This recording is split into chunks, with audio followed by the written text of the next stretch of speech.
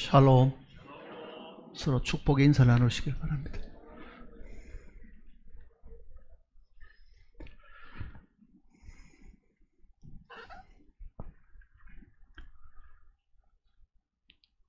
구원받은 사람들 중에서도요, 내가 구원받은 것이 확실한가, 또 내가 구원받았다는 것을 어떻게 알 수 있는가 하는 의문을 가지고 있는 분들이 생각보다는 많이 있습니다. 기분이 상쾌하고 즐거울 때는요, 구원받았다고 확신을 하는 사람도 뭔가 어려움이 생기면은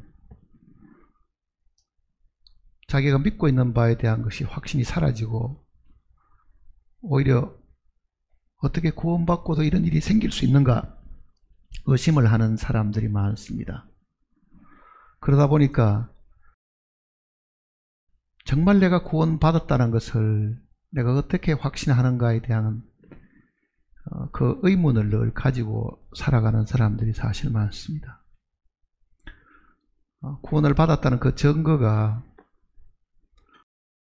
정확하게 우리 안에 어떤 느낌이나 아니면 어떤 체험이 기준인가, 아니면 또 다른 무엇이 있는가 하는 것을 오늘 한번 생각을 해보려고 합니다.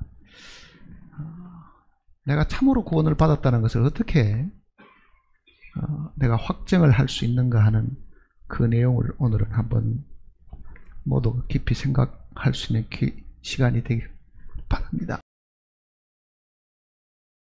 사도행전 17장을 한번 보시겠습니다.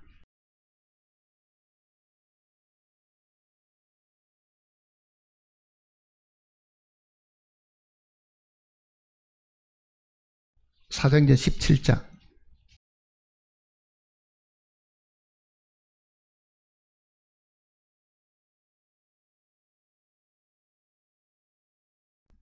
30절 말씀부터 보겠습니다.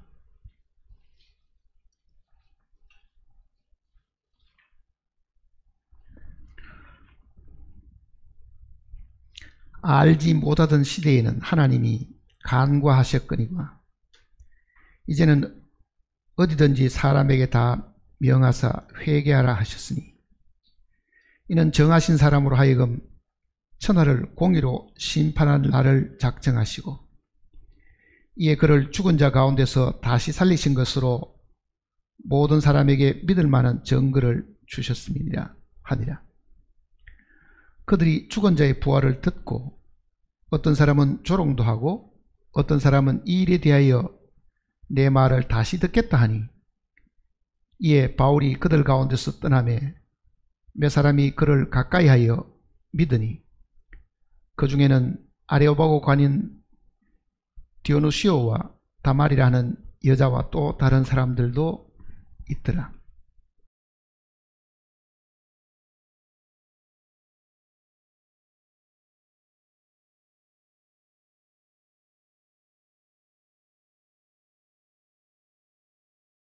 하나님 아버지께서 우리가 구원을 받아야 된다는 것을 처음 알고 계셨고 선포하신 분입니다.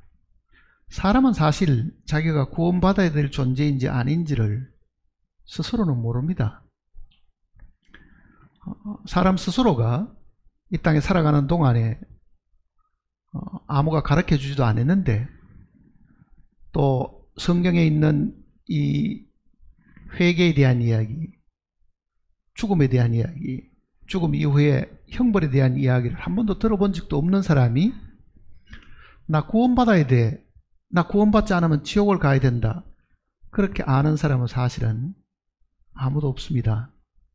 그러니 많은 사람들이 구원을 받아야 된다는 그 사실을 알게 된 것은요, 성경 내용이 전해져서 그 내용을 전해 듣고 자기도 그 말씀에 대해서 동의를 했기 때문에 그렇습니다. 아, 지옥이 있구나, 나도 이대로 죽으면은 결국은 심판을 받게 되는구나 하는 것을 알고 듣고 그 다음에 믿은 것이잖아요. 그러니 우리의 이 구원의 시작은 처음부터 하나님께로부터 출발한 것이지 사람이 구원을 계획하거나 그 구원의 역사를 이루은 것은 사실은 아닙니다. 모든 것이 하나님께로부터 사실 나온 것이잖아요.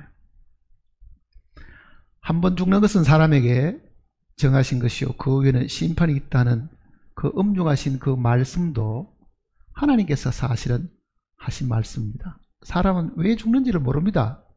다른 사람이 죽으니까 나도 죽는 줄 알고 있지, 왜 저 사람도 죽고 나도 죽는가 하는 그 이유를 사람들이 사실은 모릅니다. 그러나 사람을 지으신 창조주 하나님은요, 사람이 왜 영원히 살지 못하고 죽게 되는가, 그거를 하나님만 사실은 아시는 거잖아요. 하나님의 말씀 속에는 죄의 삭시 사망이라고 말씀하신 거거든요. 그러니까 우리는 죽는다는 사실은 알고 있고 또 오늘도 죽는 사람이 많이 있지만은요, 왜 죽는가에 대한 것을 알고 죽는 사람들은 사실은 드물 겁니다. 그저 아파서 죽는다, 사고가 나서 죽는다, 지진이 나서 죽는다, 뭐 이렇게는 생각할지 모르지만은요, 지진이 나고 아프고 독사에게 물려도 안 죽을 수도 있는데요, 왜 독사에게 물려서 독이 들어가면 죽고 왜 폭탄이 터지면 사람이 다 산화해서 불타 없어지시 죽느냐 하는 그 부분은 죄 때문에 그렇다는 것을 유일하게 성경이 우리에게 가르쳐 주는 겁니다.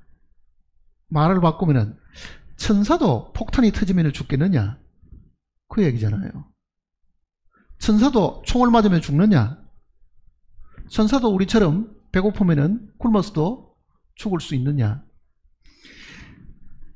유일하게 하나님께서 사람이 죽는 그 이유를 사실은 정확하게 말씀을 하신 겁니다. 그리고 우리는 오늘도 죽을 수도 있고 1년 후에도 죽을 수 있고 아니면은 5분 후에도 우리는 어떤 경우로 분명히 죽을 수 있습니다. 그러니까 죽는 그 자체는 우리가 다 남이 죽는 것을 보기도 하고 내 가까이 있는 가족이 죽는 것도 다 보고 살아가고 있는데 왜 그게 죽어야 되는가, 왜 죽을 수밖에 없는가, 그 부분은 사람들이 깊이 생각을 사실은 하고 있지 않습니다. 이 일은 첫사람 아담에서부터 사실은 출발한 겁니다. 하나님이 사람을 지으셨는데 선악을 알게 하는 나무의 실과는 네가 먹지 말라, 네가 먹는 날에는 죽으리라, 이렇게 말씀하셨잖아요. 먹는 날에는 죽으리라. 네가 먹으면 내가 너를 죽이겠다, 이렇게 말씀하지 않았습니다. 이거는 어떤 일의 결과가 생긴다는 것을 하나님이 미리 가르쳐 주신 거예요. 그러니 사실은 하나님의 그 경고를 듣고도 아담은 그 하나님의 말씀을 별로 마음속에 깊이 생각하지 않았습니다. 죽음이 뭔지도 잘 모르면서도요, 그 말을 받아들이지 않고 순종하지 않음으로 인해 가지고 먹으면 죽게 된다는 그 결과를 자기가 이제 결국은 체험하게 되는 첫 사람이 사실은 된 것이잖아요. 그러니 그거는 마치 부모가요, 아이에게 야 이거 만지지 마라, 이거 만지면 너 틀림없이 불에 손을 대게 된다, 위험한 도구를 만지면 너는 칼에 손을 베게 된다 하고 경고를 했는데도 그 자식이 그거를 만져가지고 손이 불에 타거나 칼에 손을 베이는 그런 일이 생기면요, 경고한 그 부모 입장은 어떻습니까? 이거를 낫게 해주려고 하는 거잖아요. 내가 분명히 너보고 만지지 마라 그랬는데 네가 만져가 이런 손을 대었으니, 그렇다 해가지고 야 너 내 말 안 들었으니까 너 손댄 거 할 수 없다, 이렇게 하지 않고 그 부모도 그 손댄 아이에게 혹은 상처를 입은 그 아이에게도 치료를 하고 낫게 해주려고 하는 그 상황처럼 하나님께서도 아담 스스로가 먹음으로 인해서, 선악과를 먹음으로 인해서 이 죄를 지음으로 사망을 초래했는 그 일들을 탓하기보다는요, 하나님도 그 아담을 먹어서 죽게 된 그 결과를 하나님이 해결하시려고 하신 겁니다. 그러니까 부모가 자식의 그 고통과 괴로움을 어떻게 하든지 해결해 주려고 하는 것처럼 하나님께서도 아담의 그 범죄를 야 그거 잘됐다. 너 내 말 안 듣더니만은 너 결과가 잘됐다. 이렇게 하신 게 아니고요. 안타깝고 불쌍하고 이걸 어떻게 이걸 회복해 줄 건가를 하나님이 사실은 계획을 하신 겁니다. 그러니까 구원은 하나님이 계획을 하신 거죠. 하나님 아버지께서. 자, 하나님 아버지께서 구원을 계획을 하신 겁니다. 어떻게 사람이 죽게 되는데, 이 죽게 된 이거를 어떻게 회복을 해야 될 건가? 먹으면 죽는다는 것은 하나님도 알고 계셨는데, 죽음을 맞이하게 된 이 첫사람을 하나님이 어떻게 이거를 살릴 것인가?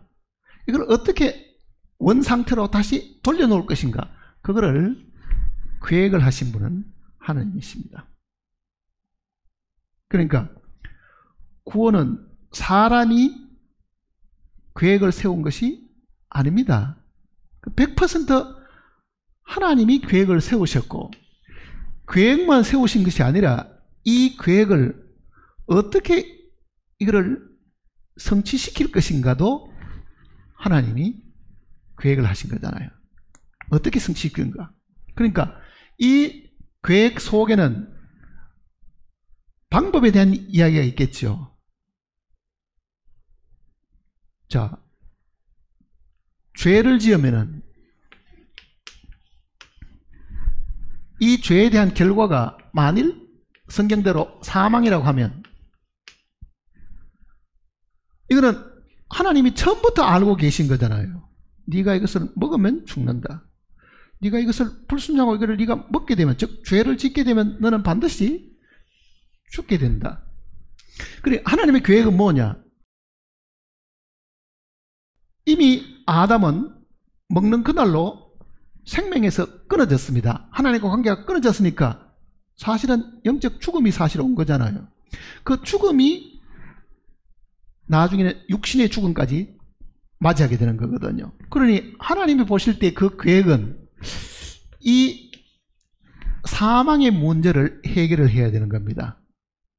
또 사망을 가져온 죄의 문제도 사실은 해결을 해야 되는 거예요. 그러니까 아담이 하나님께로부터 고침을 받아야 될 거는요, 두 가지입니다. 이미 죄를 지어서 죽게 되었으니까 이 죽음에서부터 건져내는 일이 한 가지가 있고, 죽음을 초래한 죄의 문제를 해결하는 것이 있고, 그러니까 구원은 내가 죄 사함 받았다로 끝이 나지 않고 뭐가 있습니까?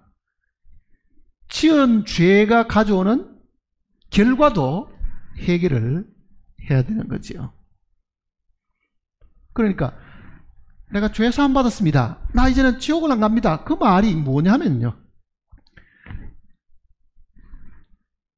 하나님 편에서 보면은 아담이 죽게 되었다는 그 말은 마치 아이가 손을 비었으면은 상처가 생기고 이거를 낫게 해야 되는 부분도 하나 있고요, 그 상처 나게 한 그 원인에 대한 것도 해결을 해야 될 부분이 있는 거죠. 죄를 해결해야 될 부분이 있다는 얘기입니다. 자, 그러니 하나님의 이 머릿속에는 이 죄의 문제를 해결하는 이 일에 있어 가지고요, 굉장히 복잡하고 어렵고 힘든 일입니다. 사람 편에서 생각하면은. 왜? 죄의 삭은 사망인데 이미 아담은 죄를 지었으니까 아담이 죽은 그대로 두고 이거를 버리고 새로운 아담을 또 만들 것이냐? 그게 아니고 하나님이 하신 것은 영원히 있기 때문에 이 아담, 즉 하나님의 형상대로 지음받은 이 아담을 다시 살리는 일이 하나 있어야 될 거 아니에요. 사망이 왔으니까 이걸 다시 살리는 일이 있다고 하면은 아담을 저걸 어떻게 다시 살리느냐, 죽은 걸 어떻게 살리느냐, 그 문제가 하나 있겠죠. 그리고 그 죽음을 가져온 이 죄의 문제는 어떻게 처리를 해야 되는가. 그러니까 계획 속에는 이 두 가지 부분을 해결해야 될 부분이 있습니다. 그래서 하나님은 이 두 가지를 해결하기 위해서 창세기 3장 15절대로 여인의 후손된 사람이 아담이 죽는 그 죽음하고 똑같은 죽음을 맞이할 수 있도록 준비하신 것이 아들이잖아요. 그러니까 하나님 아들입니다. 하나님 아들. 우리가 말하는 하나님 아들. 하나님이 사람의 몸을 입고 사람처럼 죽을 수 있는 몸을 가지셔야 되기 때문에 하나님이 성육신을 하셔야 된다. 그 계획을 하나님이 처음부터 하신 거죠. 하나님은 영이시기 때문에 하나님의 아담 대신에 그 죽음을 자처하려고 해도 하나님 아버지로는 죽을 수가 없습니다. 그는 우리와 같은 육신을 가지지 않았었잖아요. 그러니 그 계획 속에 하나님이 사람으로 이 땅에 오셔야 될 그 원대한 계획을 하셨는데, 그 하나님이 사람의 몸을 입고 죽을 몸을 입고 이 땅에 오신 분이 우리는 아들 하나님입니다. 자, 이 아들 하나님이 이 땅에 오는 데에 어디서 태어날 것인가? 나라가 결정이 되어야 되겠죠. 어느 가게에서 태어날 것인가? 어느 집안의 자손으로 이 땅에 올 것이고, 그가 이 땅에 오면은 누구의 손으로 자라고, 어느 집에서 어느 시기까지는 성장을 해야 되고, 누가 그를 보호를 해야 되고, 이 계획을 하나님이 다 하신 겁니다. 그 계획을 하나님이 갑자기 자기 혼자서 계획하고 나타나게 되면 사람이 다 깜짝 놀랄 수 있으니까 사람들에게 그 계획을 하나부터 10가지를 쭉 다 써놓은 것이 예수 그리스도에 대한 구약의 예언이잖아요.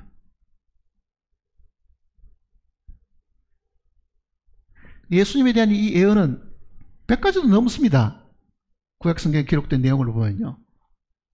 그 많은 예언 속에 그가 언제 이 땅에 오시게 되고, 그가 오게 되면 하늘에 별이 어떻게 나타나서 그 별이 어떻게 인도하게 된다는 그 내용부터 시작해서, 그 가게는 다윗의 집안에서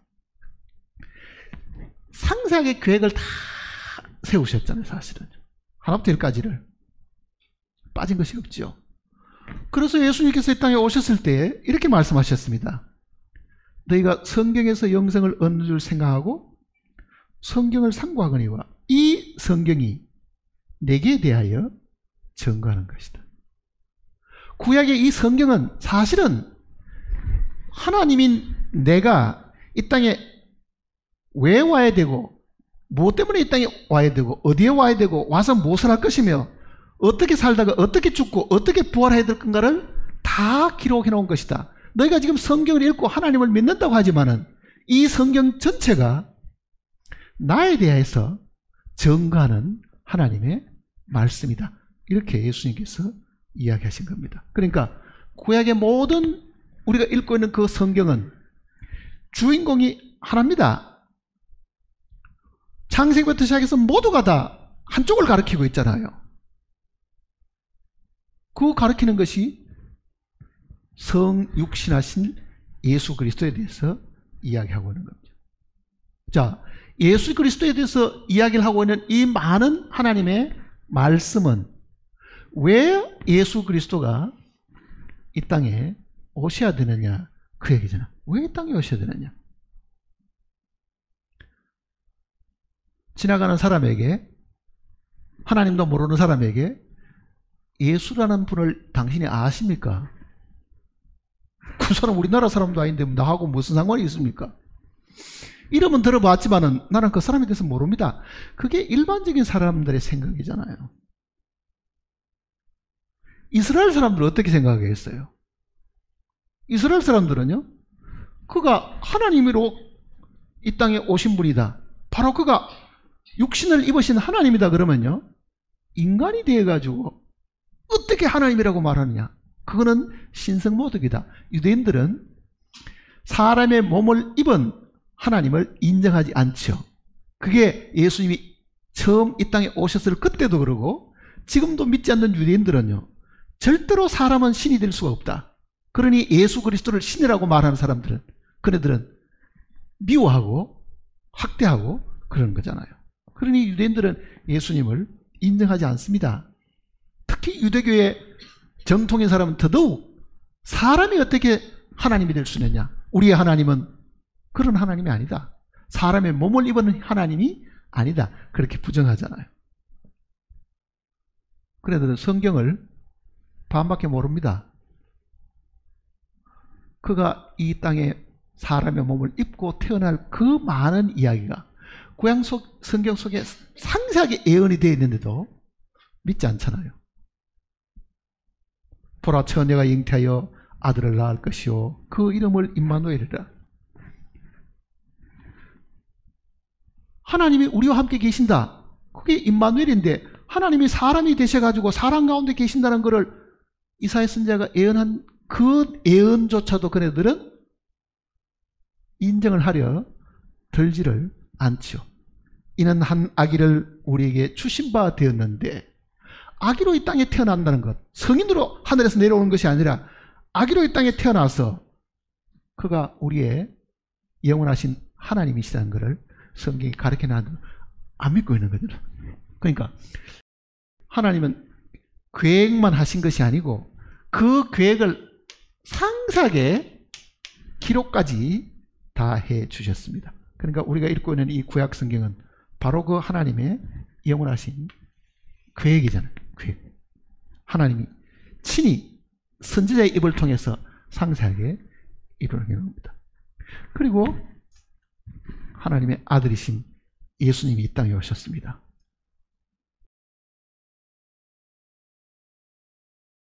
그가 이 땅에 오신 것은 사람들에게 하나님으로 영광을 받기 위해서 오신 것이 아닙니다.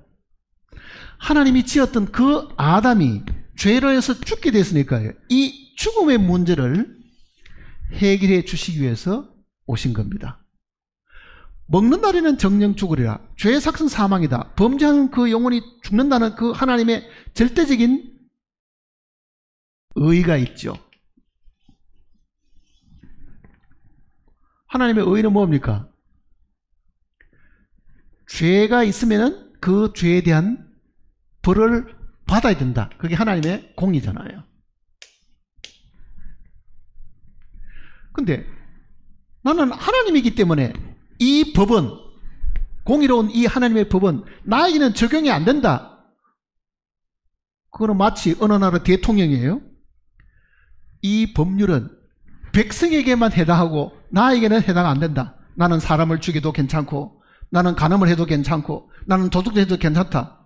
그러면 그 왕을 믿을 수가 있어요? 법이 모든 사람에게 다 평등하다고 하면은 하나님이 법을 제정하신 분인데, 이사야서 그 말씀대로 하나님은 입법자이신데, 하나님이 법을 만들어 놓고 하나님은 그 법하고 관계가 없다고 하면은 하나님은 불의한 분입니다. 하나님은 공의로우신 분이 아니잖아요. 그러니 하나님의 이 공이라는 것은 하나님도 그 법에 어떻다는 이야기입니까? 매인다는 뜻이잖아요. 하나님도 그 법을 지키셔야 한다. 자, 하나님이 내가 이렇게 내 말을 거역하고 내 계명을 어기면 죽는다고 말했지만은 첫사람 아담은 예외로 봐주마. 그러면 좋겠어요? 아담이야 좋겠죠. 아담이야. 너 첫사람이니까 한 번은 용서해주마. 그러나 그것은 하나님의 이 법을 하나님이 고무줄처럼 늘렸다가 줄였다가 마음대로 하시는 거잖아요. 그러니 하나님도 죄의 삭은 사망이라는 이 원칙을 지켜야 된다고 하면요, 아담을 죽이든지 죄 때문에. 그 아담 때문에 정말 하나님이 아담을 사랑하신다고 하면은요, 그 죽음을 대신하시든지 둘 중에 하나밖에 없는 거죠. 하나님이 이 땅에 오신 이유는 바로 그 아담을 대신해서 죽으시기 위해서 오신 겁니다. 왜? 그거는 하나님의 이 공의로운 법에 하나님도 매여 있기 때문에 사실 그렇습니다. 하나님이 능력이 있으니까 나는 예외고 너희만 이 법에 해당되겠다가 아니라 하나님도 이 법을 스스로 깨트릴 수가 없으니 하나님도 그 법에 따라서 죄 지은 것에 대한 사망을 경험하시기 위해서, 그 사망의 저주를 자기 위에 내리시기 위해서 사실은 이 땅에 오신 겁니다. 그러니까 하나님이 사람 돼서 이 땅에 오신 거는요, 목적이 한 가지밖에 사실은 없잖아요. 그게 뭡니까? 죽으러 오신 겁니다. 죽으러 오신 겁니다. 하나님 아버지로는 죽을 수가 없으니 하나님이 육신을 입어야, 우리처럼 피가 있고 피를 흘려야 그게 죽음이잖아요. 왜? 육신의 생명은 피에 있으니까 피를 흘린다는 것은 생명을 버리는 거거든요. 그러니 그 일 때문에 하나님의 아들이 이 땅에 오신 겁니다. 자, 예수님은 이 땅에 오셔가지고 사람에게 영광을 받기를 원치를 않았습니다. 사람들이 자기를 환호하고 호산나 호산나 부르면서 임금을 사보려고 하는 것도요, 주님은 거절하셨습니다. 내가 사람들에게 영광 받으러 이 땅에 사실은 온 게 아니고 그 사람 때문에, 바로 그 아담, 사람 때문에 내가 이 땅에 왔는데, 그것은 내가 정해놓은 그 법에 나도 저촉을 받아야 되기 때문에. 그러니까 예수님이 죽으신 거잖아요, 사실은.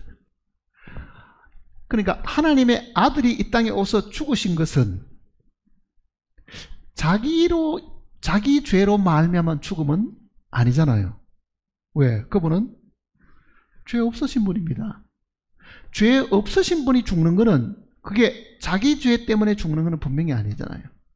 그거를 십자가상의 강도는 정확하게 알았습니다. 우리는 우리의 악행 때문에 죽는 것이 마땅하지만은 이 사람이 행한 것은 옳지 않은 것이 없다. 십자가상의 강도도요, 예수님은 자기 죄 때문에 죽는 분이 아니라는 것을 증거했다고, 사실은. 그러니 예수님의 이 죽음은 자기 죄로 말미암은 것이 아니죠. 바로 아담의 죄로 말미암은 겁니다. 우리 인류는 그 아담 안에 사실 다 들었잖아요. 아담 안에 다 들은 거예요. 자, 하나님의 아들이 이 땅에서 죽으셨다는 것은, 자, 죽음이란 것은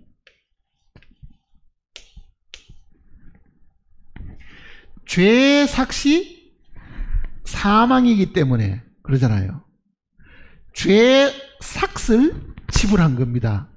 예수님의 죽으심은 죄의 삭을 지불한 거예요. 무슨 말이냐면은, 살인하면은 징역 10년, 그러면은요, 감옥에 가서 10년을 살고 나면 그 살인한 것에 대한 죄값은 치른 거잖아요. 그러니 아담이 죄를 지었는데 아담이 죄 때문에 죽는다고 하면은 그 아담의 죽음으로 예수님이 죽으셨으면은 이 죄의 삭선, 죄의 값은 치루어진 것이잖아요, 사실은. 그러니까 하나님의 아들이 이 땅에 와서 죽으시는 그 이유는 죄의 값을 치르기 위한 겁니다. 그냥 이 땅에 와서 채찍만 맞고 남에게 조롱만 당하고 핍박만 당한다고 하더라도요, 죽음을 거치지 않으면은 하나님이 정해놓은 이 엄중한 법은, 죄의 삭시 사망이라고 하는 이 규범은요, 만족되지를 사실 않잖아요. 또 피 흘림이 없은즉 사함이 없다 그러잖아요. 육체의 생명이 피에 있으니까 몸 안에 있는 피는 생명이지만은 몸 밖으로 쏟아내는 피는 생명을 밖으로 쏟아내는 거기 때문에 그 자체가 죽음이라고요. 그러니까 예수 그리스도께서 피를 흘리시고 죽으셨다는 말은 생명을 다 쏟아내신 거잖아요. 로마 군인이 옆구리에 창을 찌르니까 그 피와 물을 쏟으셨더라 그러잖아요. 다 쏟아버린 거죠. 생명을 다 쏟아내고 그 죄값을 사실은 치른 거죠. 사실은. 자, 여기서 이제 우리가 생각해 봐야 됩니다. 예수님의 이 죽으심,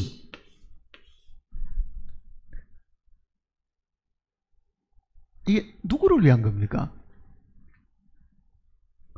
여기서 잘 생각을 해 보셔야 됩니다. 예수님의 피, 즉 생명이신 피를 쏟으시고 십자가에 죽으신 이 죽음은 누구를 만족하기 위한 겁니까? 누구를 만족하기 위해?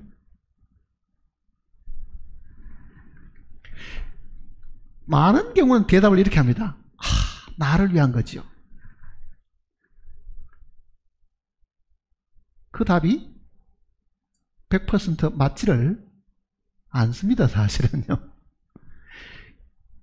왜 이 예수님의 이 죽음이 직접적으로 나를 위한 것이 아니냐? 왜 그렇겠어요?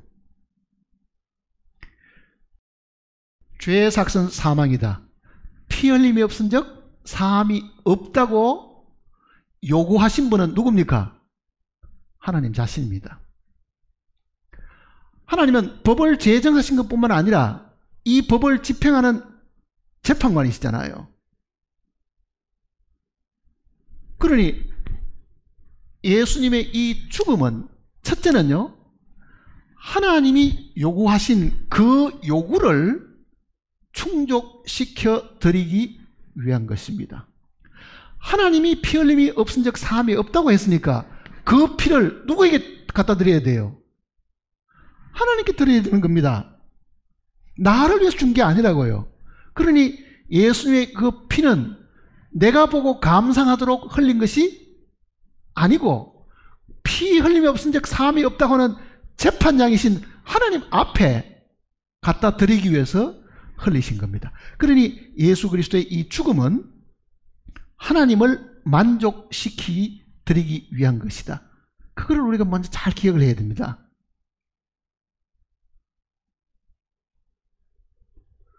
그러면은 하나님의 이 지위를 우리가 먼저 잘 한번 생각을 해봐야 되겠죠. 이사야서 33장을 보시면요.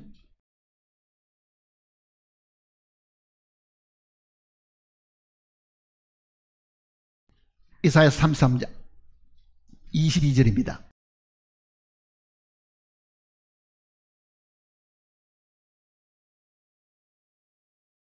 (33장) 22절입니다. 1005페이지입니다. 같이 읽어볼까요? 대저 여호와는 우리의 재판장이시오. 여호와는 우리에게 율법을 세우시니시오. 여호와는 우리의 왕이시니 그가 우리를 구원하실 것이다.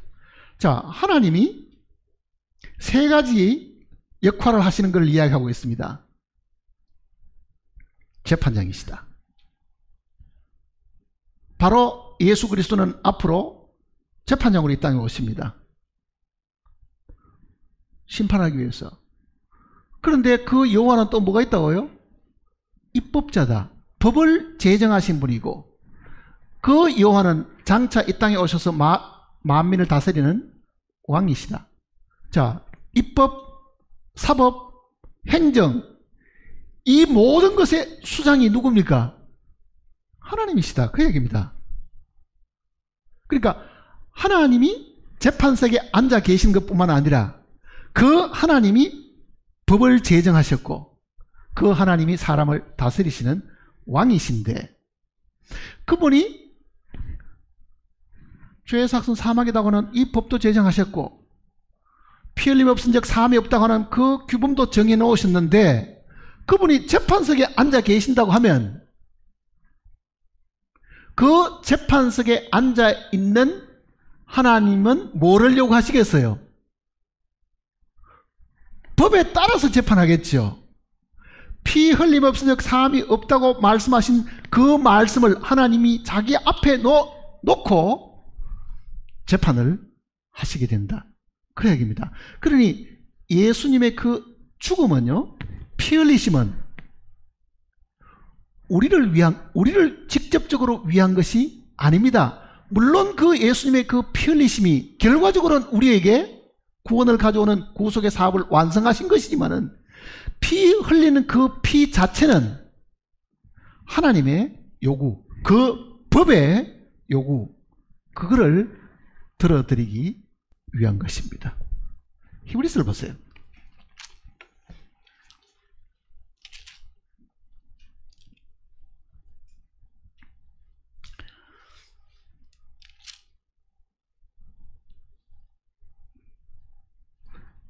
구장을 보시면요,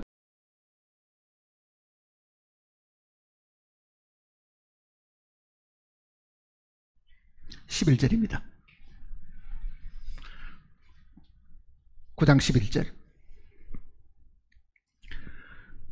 그리스도께서는 장래 좋은 일의 대제사장으로 오사 손으로 짓지 아니한 곧 이 창조에 속하지 아니한 더 크고 온전한 장막으로 말미암아. 성막입니다. 여기도 장막이라는 게 이제 하나님께 제사를 드리는 이 성막을 두고 하는 얘기인데, 그 성막에 들어가려고 하면은 대제사장이 빈손으로 갈 수가 없고 뭘 가져가야 됩니까? 짐승의 피를 들고 들어가야 되죠. 그래서 12절에는 염소와 송아지의 피로 아니하고 오직 자기 피로 영원한 속죄를 이루사 단번에 성소에 들어가셨느니라. 자, 이 땅에 있는 이 대제사장들은요, 짐승을 잡으면은 그 피를 들고 누구에게 가져갑니까? 지성소에 계시는 하나님 앞으로 가져가는 겁니다. 밖에서 염소나 양을 잡아가지고 백성들 앞에 피를 보여주는 게 아니라, 그 피를 가지고 그 옛날 대제사장도 지성소 안에, 속죄소 안에, 그 법궤 위에 앞에다가 뿌리기 위해서, 즉 하나님 보시도록끔 하나님 앞에 가져가는 거잖아요. 그러면은 예수님도 어떻게 하시다는 이야기입니다. 자기 피를 가지고 하늘 성소에 들어가셨다. 누구 보여드리려고요? 하나님 아버지께 보여드리려고 그 피를 가지고 하늘 성소에 들어가신 겁니다. 그러니 그 피는 사람이 보고 감상하기 위해서 흘리신 것이 아닙니다. 우리는 피가 어떻게 하나님의 마음을 만족시키는지 모릅니다. 그 피에 대한 평가는 하나님 하실 수 있는 거라고요.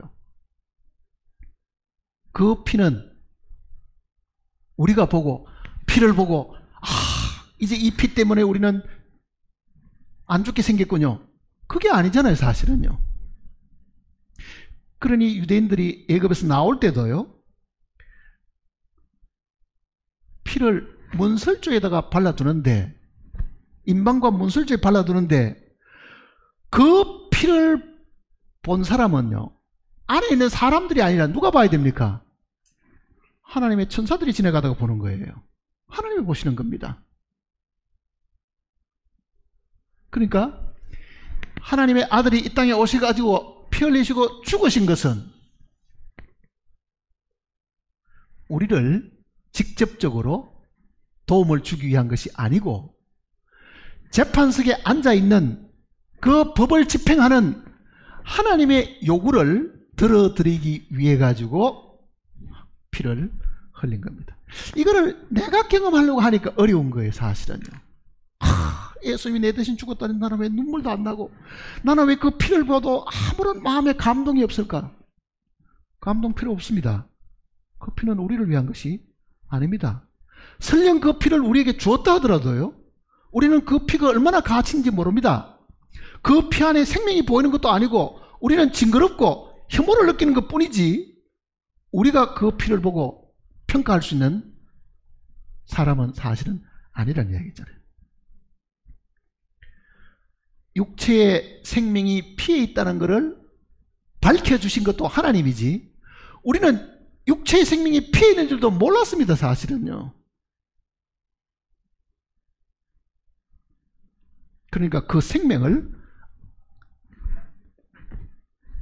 요구하신 분이 하나님이시기 때문에 하나님의 아들이 이 땅에 와서 죽으신 이 죽음은 하나님이 요구하신 것을 하나님의 아들이 만족시켜 드린 것입니다.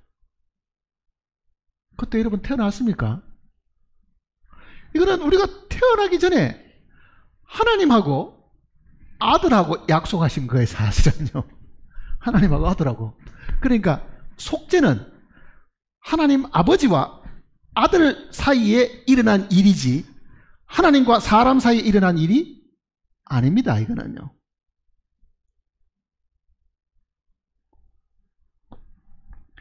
자, 대제사장이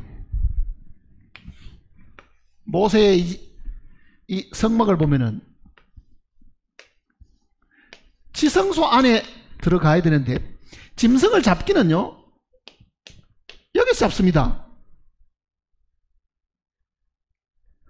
밖에서 잡아가지고 그 피를 들고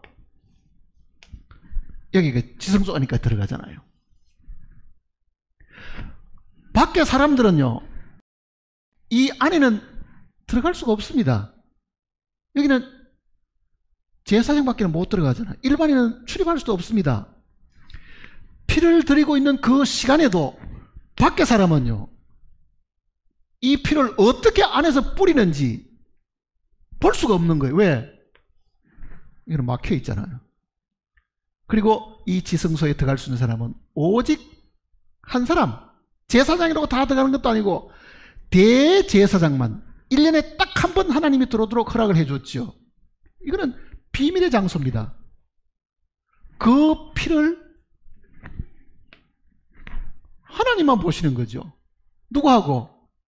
피 뿌리는 대제사장과 하나님하고 두 분만 요 안에서 만나가지고 속죄의 이 엄청난 일이 여기서 끝이 나는 겁니다. 자, 대제사장이 피를 들고 들어가겠죠. 하나님이 피를 가지고 오라 했으니 내가 피를 가져왔습니다. 그러면 하나님은 내가 너에게 말한 대로 이 법궤 위에다가 뿌리라. 법궤 앞에도 뿌리라. 그러면 피를 손가락으로 이렇게 바르면은 하나님이 그 피를 보시고 죄했다 그러겠죠. 그러면은 사실은 이 속죄라는 것은 죄를 사하는 것은 사람과 하나님 사이의 문제가 아니고 사람의 대표자인 이 대제사장과 하나님 두 분 사이에 일어난 일입니다. 두 분 사이에 일어난 일. 밖에 사람은 어떻게 그게 가능한지를 아무도 본 사람도 없고 볼 수도 하나님이 없도록 해놓은 겁니다. 예수 그리스도께서 염소와 송아지의 피로 들어간 게 아니고 자기 피를 가지고 하늘 성소에 올라가서 그러잖아요. 여기도 하늘 성소에. 그러면 이 하늘 성소에 올라갔다고 하면 더더구나 이 땅에 있는 사람들은 아무도 볼 수가 없지요. 그러니 예수님이 십자가에 달려 죽으시고 그 피를 하늘 성소에 들고 올라간 사람을 누가 봤어요? 아무도 본 사람 없습니다. 하나님이 그렇게 된 사실을 우리에게 알려주는 거죠. 자, 그럼 한번 생각해 보세요. 우리가 지금 이 자기가 죄 사하였다는 것을 믿는다고 하는 거는요, 예수님께서 내 죄 때문에 피를 내려 십자가에 달려 돌아가셨기 때문에 죄 사함 받았습니다. 당신 그거 봤습니까? 못 보는 겁니다, 사실은요. 근데 우리는 대부분 이 죽음이 자기 죄 사함의 근거라고 생각하는 거죠. 근데 성경은 그렇게 설명하지를 않습니다. 그래서 오늘은 그 내용을 우리가 다시 생각해 보려고 합니다. 자, 그럼 다시 보세요. 대제사장과 하나님과 두 분 사이에만 일어나는 일입니다. 속죄는 두 분 사이에만 일어나는 겁니다. 구약이 그랬다는 이야기잖아요. 그러면 신약의 예수님도 대제사장으로 오셨죠. 멜기세덱의 반차를 따르는 대제사장으로 오셔가지고 사람 대제사장은 짐승의 피를 들고 사람이 만든 이 성소에 들어가는데 하나님의 아들로 오신 이 대제사장은 그 짐승은 사람이 죽는데 짐승의 이 피가 사람을 대신할 수는 없잖아요. 사실은요.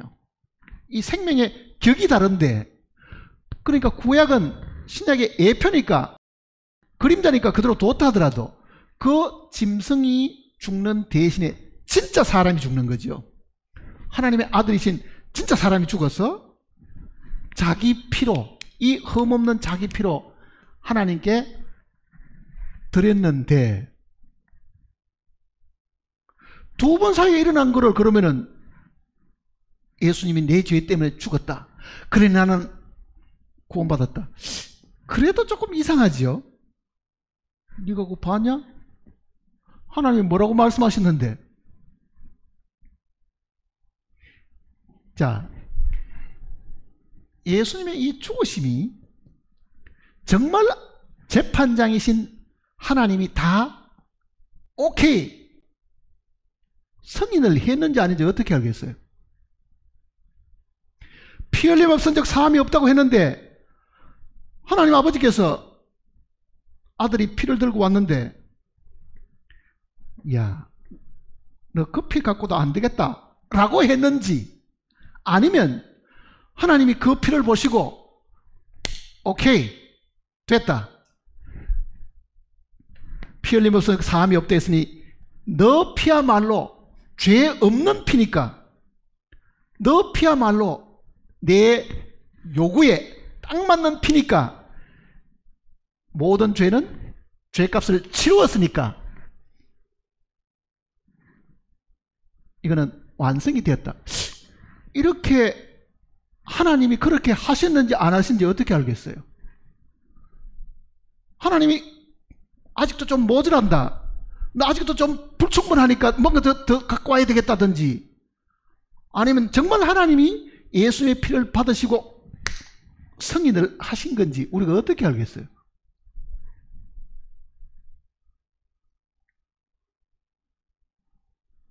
우리는 들어간 거를 보지도 않았고 하나님이 그 피를 정말 보시고 흡족을 하셨고 내 요구에 딱 맞으니까 이제는 너는 죄가 없다든지 이제는 안 죽어도 된다든지 그렇게 하셨다는 증거가 어디 있냐고요. 여기에서 이제 우리가 구원을 받았다고 하는 확신을 어떻게 우리가 가지느냐, 그거를 이제 우리가 공부를 해야 되는 겁니다. 알아야 되는 거예요. 사실은요. 그거는 예수님의 죽음 때문이 사실은 아닙니다. 죽음은 하나님의 마음을 만족시켜 드리는 것이지 우리 마음을 만족시켜 드리는 게 아니라고요. 하나님과 예수님 사이 두 분 사이의 문제거든요.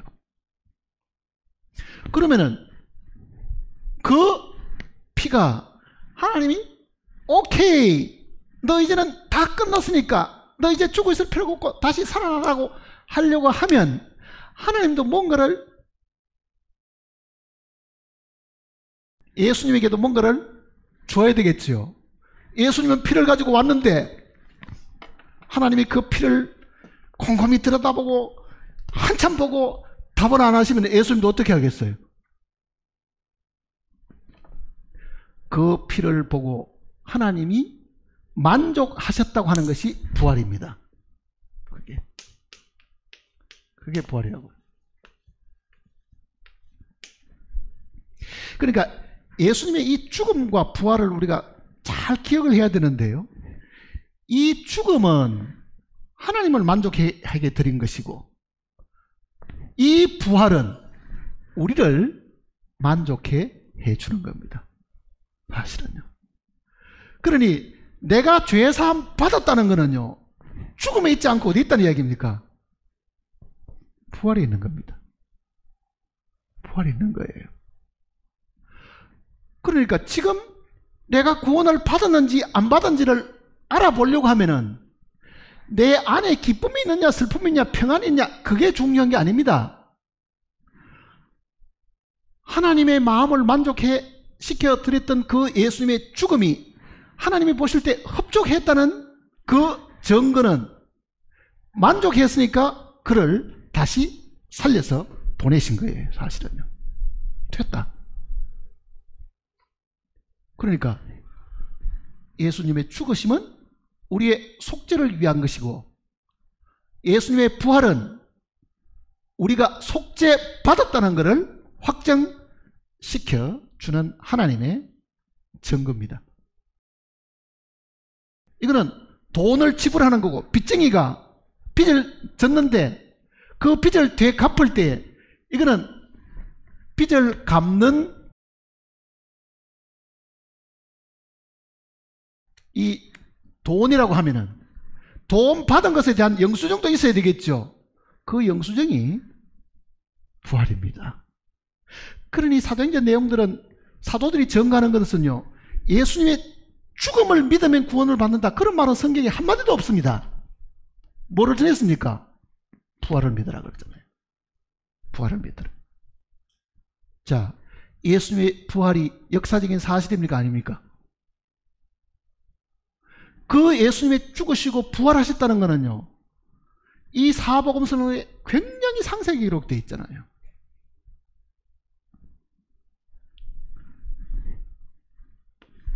그러니까 내가 내 마음속에 기쁨이 있느냐 평안이 있느냐가 구원받은 증거가 아닙니다. 의심이 날 때마다 내가 확인해 봐야 될 것은 예수님이 살아나셨는지를 우리가 돌아봐야 된다고. 예수님이 살아나셨는가? 로마서 4장을 보세요.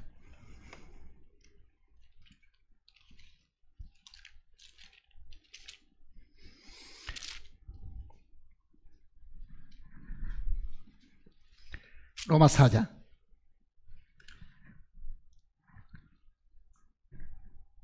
25절입니다. 아주 명확하게 이게 설명을 해 주었습니다. 같이 읽겠습니다. 예수는 우리가 범죄한 것 때문에 내줌이 되고 죽음에 내주셨다는 이야기잖아요. 또한 우리를 의롭다 하시기 위하여 살아나셨다.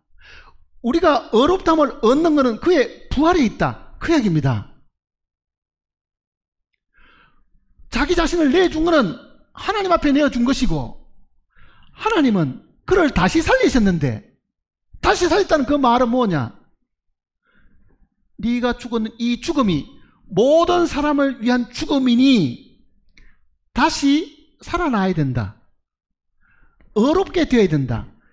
죄가 없는 상태가 의로운 거잖아요. 죄 안 짓는 상태가. 그러니까 부활은 나는 하나님 앞에 의롭다함을 얻었다는 뭡니까? 증명서입니다. 증명서.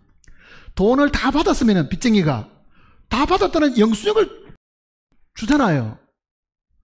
그러면 빚쟁이가 빚 안 받았다고 말할 때마다 뭐 내밀면 되겠어요? 영수증 보여주면 되잖아요. 구원을 받았는지 안 받았는지 의심하는 그 경우에 우리가 내밀 수 있는 것은요, 주님의 부활을 내가 마음에 붙잡고 있는 겁니다. 주님이 부활하셨다. 그게 이 오늘 처음 읽었던 사도행전 내용 속에도 기록이 되어 있는 거예요. 다시 17장을 보세요. 사도행전.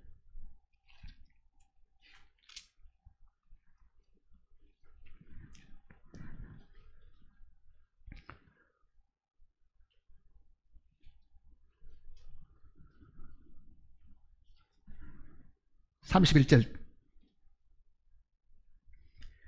이는 정하신 사람으로, 예수님을 두고 한 이야기입니다. 정하신 사람으로 하여금 천하를 공의로 심판할 날을 작정하시고, 재림하실 때는 심판주로 오시잖아요. 이에 그를 죽은 자 가운데서 다시 살리신 것으로 모든 사람에게 믿을 만한 증거를 주셨습니다. 자, 우리가 믿을 만한 증거는 어디 있다는 이야기입니까? 부활에 있다, 그 얘기잖아요. 부활에 있다. 부활을 믿어라, 그 얘기입니다.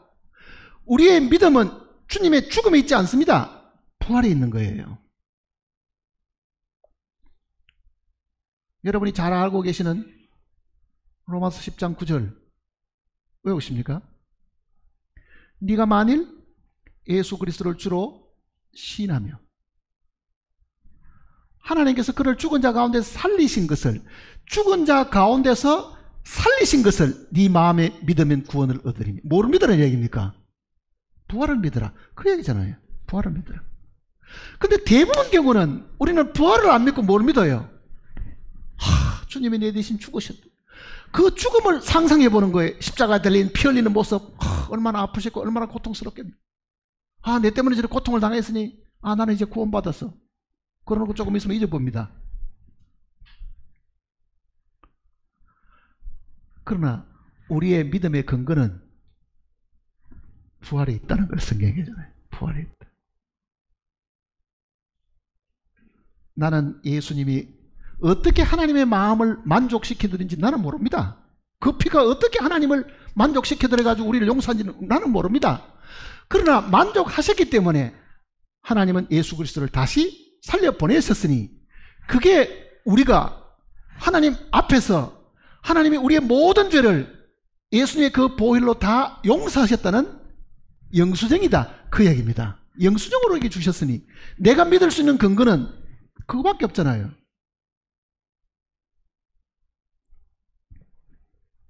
잘 한번 생각해 보세요.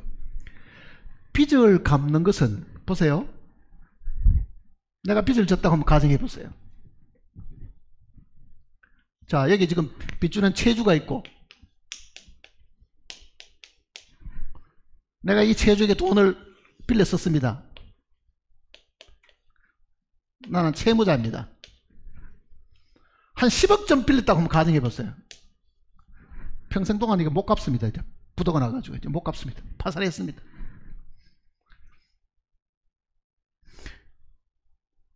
부자인 아버지가 내 대신에 이 빚을 갚아줍니다. 야, 이놈아, 제대로 어떻게 좀 네가 똑똑하게 살지. 그렇지만 네가 내 아들이니까 내가 네 빚을 갚아주마. 자, 아버지가 대신 이 빚을 갚습니다. 자, 이런 경우를 한번 보세요. 내가 못 갚은 거를 아버지가 지금 대신 갚는데, 이 10억은 나를 만족하는 겁니까? 채주를 만족시키는 겁니까? 예? 채주를 만족시키는 겁니다. 나를 만족시킨 게 아닙니다.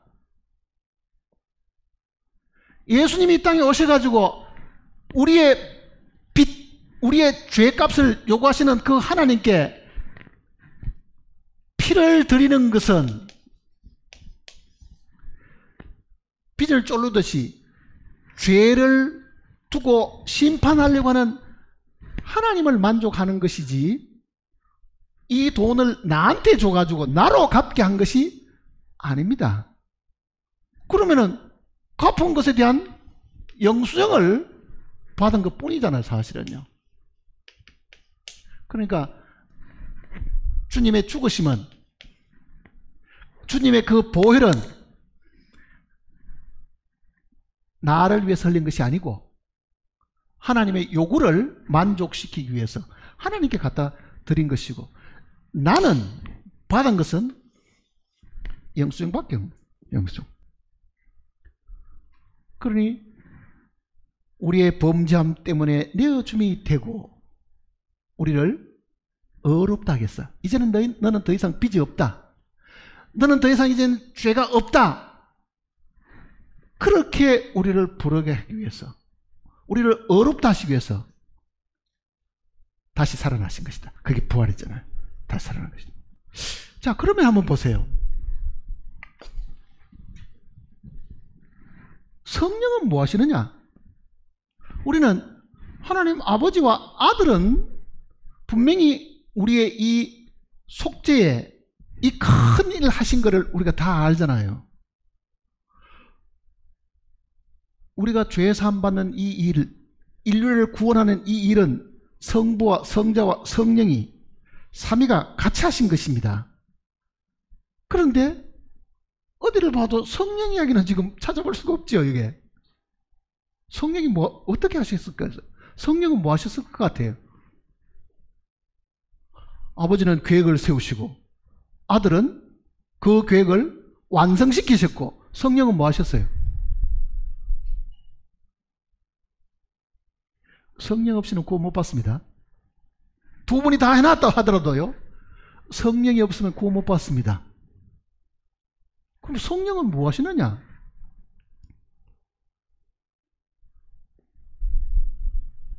한번 생각해 보세요.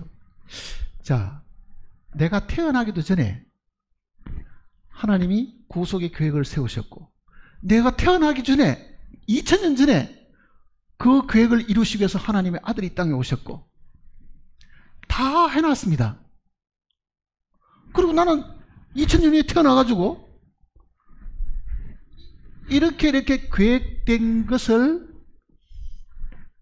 말씀을 통해 가지고 들었죠. 사실은요, 말씀을 통해 가지고. 그러니까 하나님이 계획하신 것도 말씀 속에 들어있고, 하나님의 아들이 그 계획을 성취하신 것도 말씀 안에 담아주셨어요. 그러니까 이 성경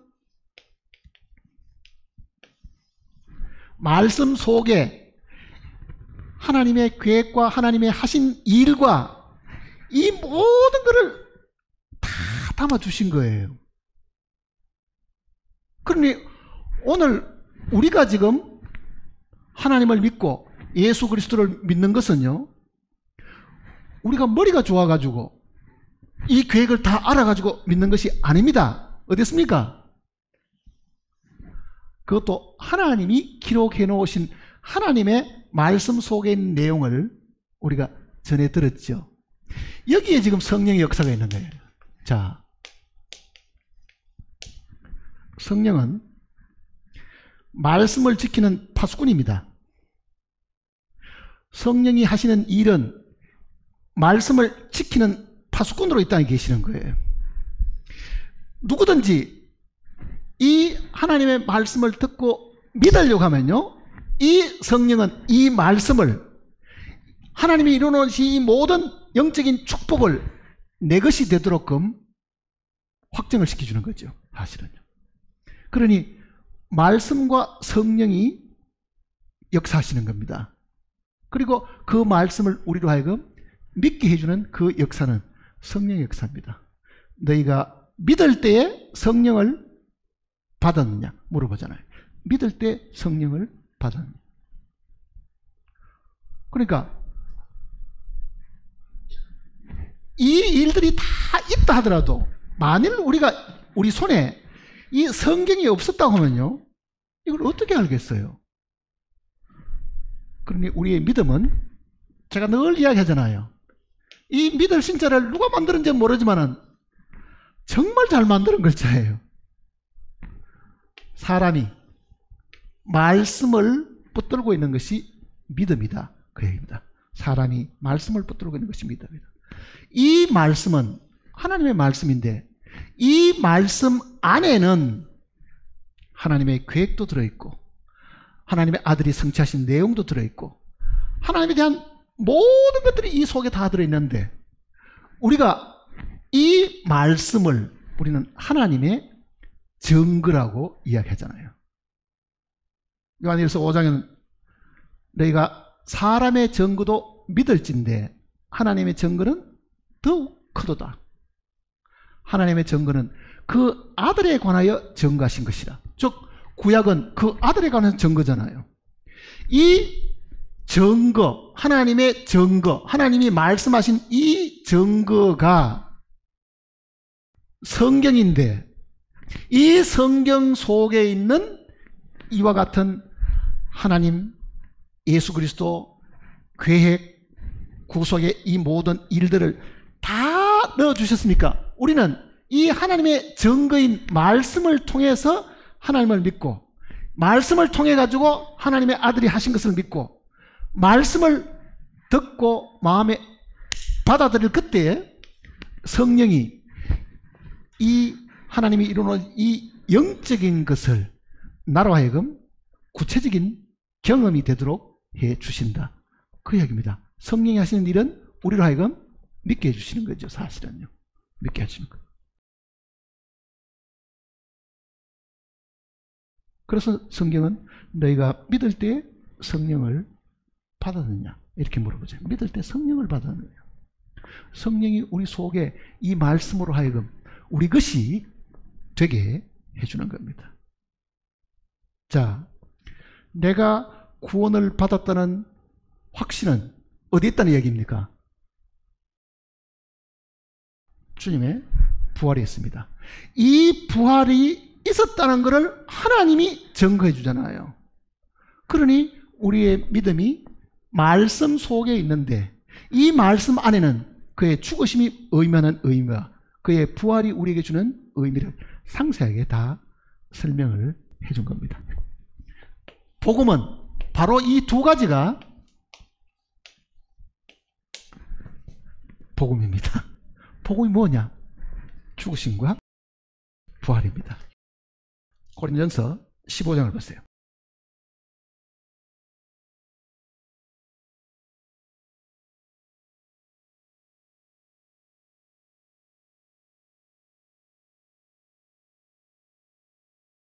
고린도전서 15장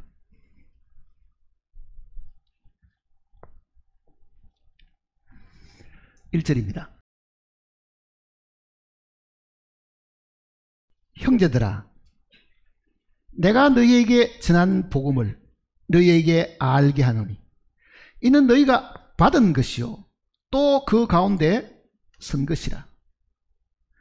너희가 만일 내가 전한 그 말을 굳게 지키고 헛되이 믿지 아니하였으면 그로 말미암아 구원을 받으리라. 자, 바울이 하는 이야기를 보세요. 내가 전한 그 말을, 이 말이잖아요. 내가 전한 그 말을,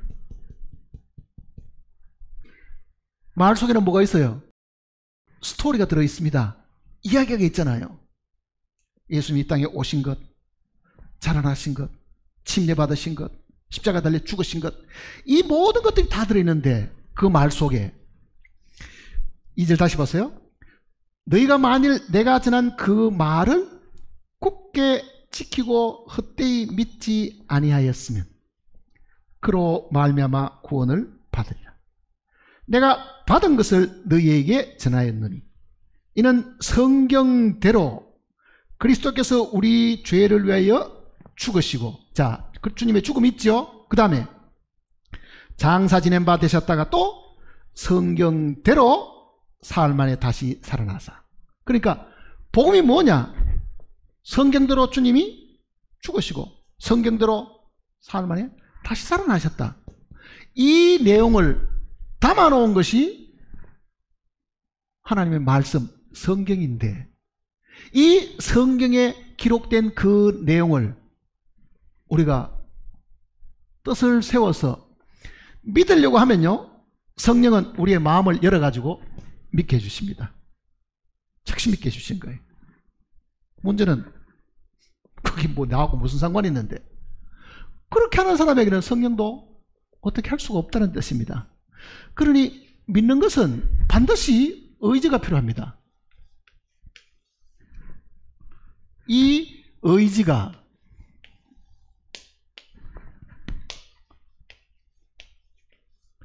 영과 함께 하나님의 말씀을 받아들이는 거죠. 사실은 맞습니다. 아멘입니다. 그게 필요하잖아요. 맞습니다. 아멘. 이거는 우리가 태어나기 전에 이미 2000년에 있었던 내용입니다. 2000년에 있었던 그 사실을 지금도 성경이 우리 손에까지 들어오기까지 번역이 되어야 되고, 이거를 제대로 알려주는 사람도 있어야 되고, 그래서 오늘 우리가 듣고 이렇게 해서 오늘 우리의 죄는 주님 앞에 끝이 났고, 우리로 하여금 안심하게 하기 위해서 예수님을 우리에게 부활시켜서 우리 눈앞에 다시 나타나게 하셨고, 그분이 이제는 다시 재림의 주로 우리 오시는 거다. 자, 내가 구원받은 증거는 어디 있습니까? 나는 평안해, 나는 기뻐, 눈물이 나. 그거는 나중에 있을 수 있는 결과이지만은요, 실제 내가 구원을 받았다고 하는 하나님 앞에 증거는 뭡니까? 부활입니다. 그거를 부정해버리면은, 그 부활을 우리가 만일 이 아덴의 사람처럼 우습게 생각하면요, 그건 어떻게 할 수가 없어요. 다시 사도행전 17장을 보세요.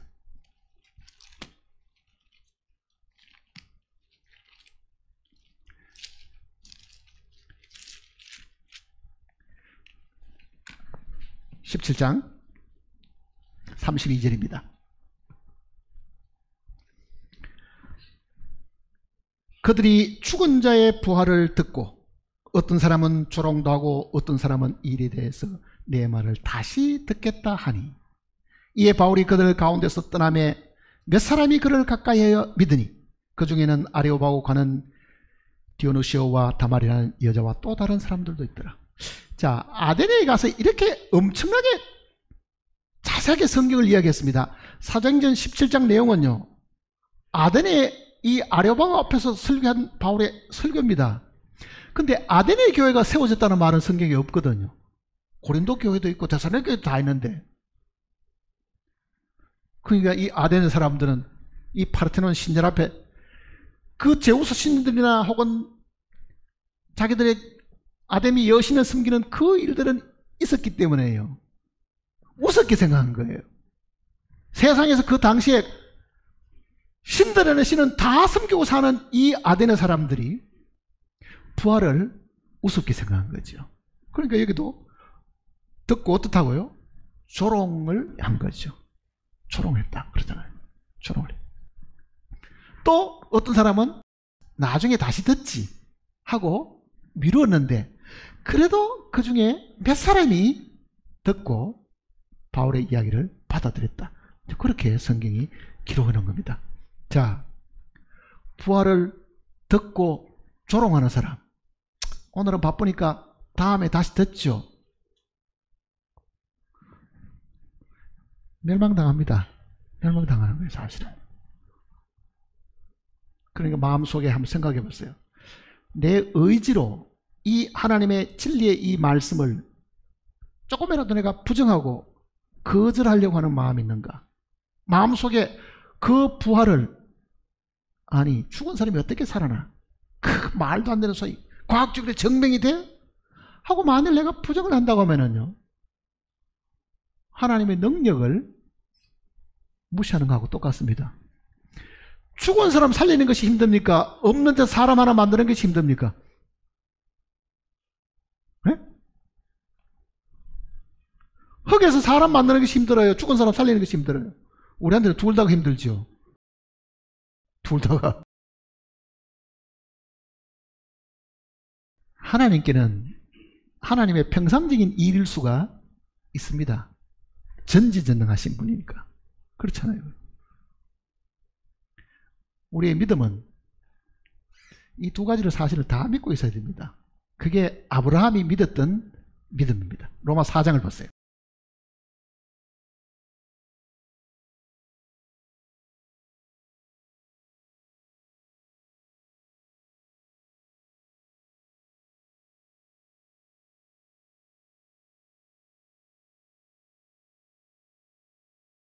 로마 4장 16절입니다.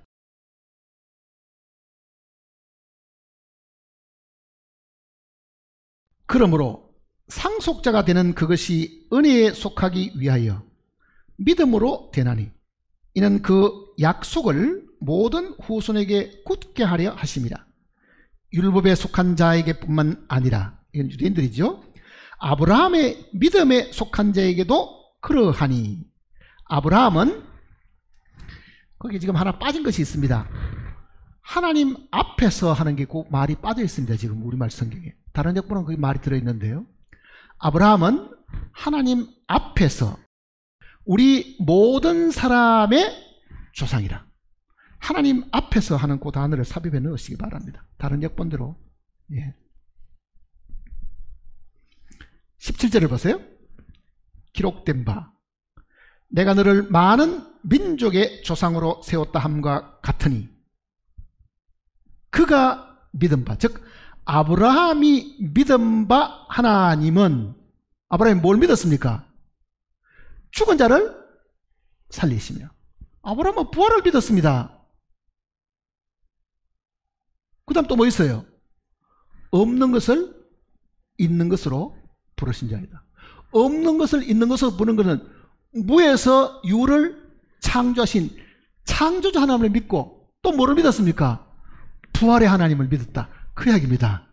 아브라함도 부활을 믿다는 걸 이야기하는 거예요. 어떻게 믿었습니까?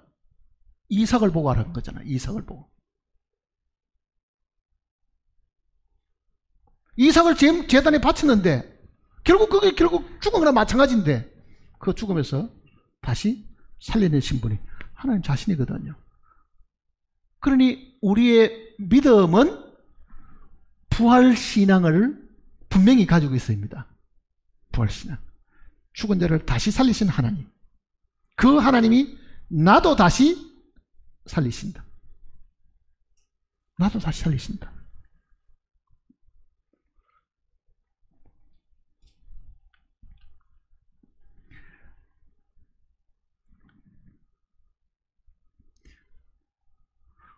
구속을 의심하는 이유는 피를 경험하려고 생각하기 때문에 그렇습니다. 사실은요.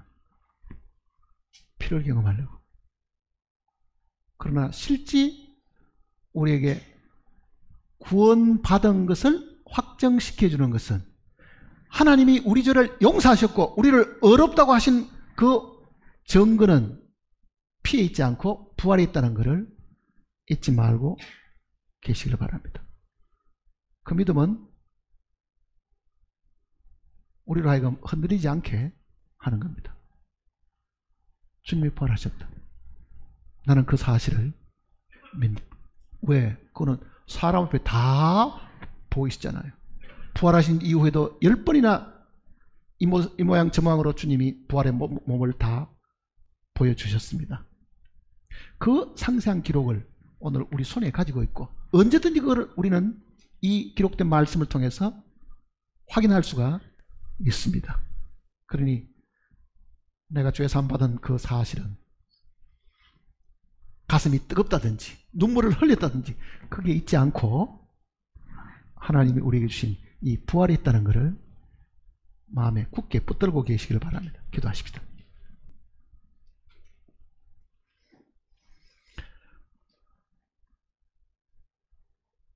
걸어가신 아버지 하나님, 하나님께서 계획하시고 성취하신 이 구속의 도리가 너무나도 엄청나고 크다는 것을 저희들이 다시 한번 깨닫게 되었습니다.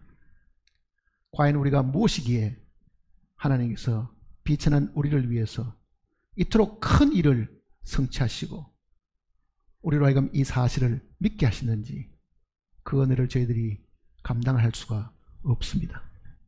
함께 말씀을 들은 심령들 마음속에 이 진리의 빛이 들어가서 모든 의심을 물리치게 하시고 부활의 이 참 소망을 굳게 붙들고 주님 만나를까지 흔들리지 않고 확신을 가지고 살아가는 저희들이 되게 복을 허락해 주시옵소서. 우리 가운데 혹시 아직도 의심의 구름 사이에서 밝은 빛을 받지 못하는 영혼이 있으면 주님께서 그 영혼을 긍휼히 여기시고 주님의 이 밝은 빛을 마음에 비추심으로 어둠이 물러가게 하시고 의심이 사라지게 도와주시옵소서. 주님 만나는 날이 과거 어느 때보다도 가까워진 이 때에 정말 우리가 주님 옆에 담대히 나아가서 주님께 찬송과 영광과 존귀를 드리는 저희들이 되게 도와주시옵소서. 우리를 죄 가운데서 구원하셨고 지금도 하늘 성소에서 우리의 모든 연약함을 대신 간구하시는 주 예수님의 거룩하신 이름으로 간절히 기도드립니다.